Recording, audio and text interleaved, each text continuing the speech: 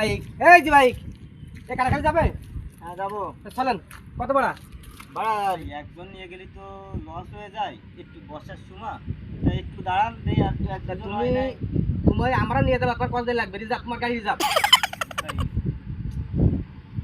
100 টাকার কোমলি তো হয় না ভাই। আচ্ছা ঠিক আছে, 100 টাকাই দেবো। আমি 2 পাই না, কন্ট্যাক্ট তো করেছি, 100 টাকা দেই, আমার লাভ হয় নাকি?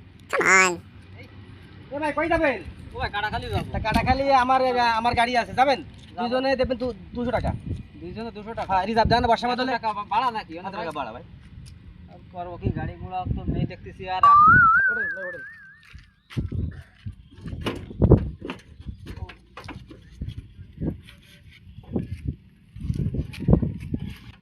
দেবে টান দেন।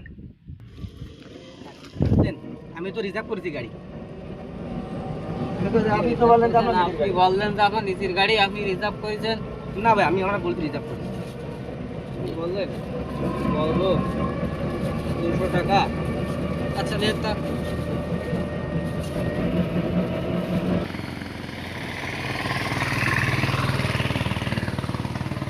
ভাই কাটাখালি চলে আসি ভাই। কাটাখালি আইছেন? হ্যাঁ কাটাখালি আসি ভাই। নামেন। ভাই নাম।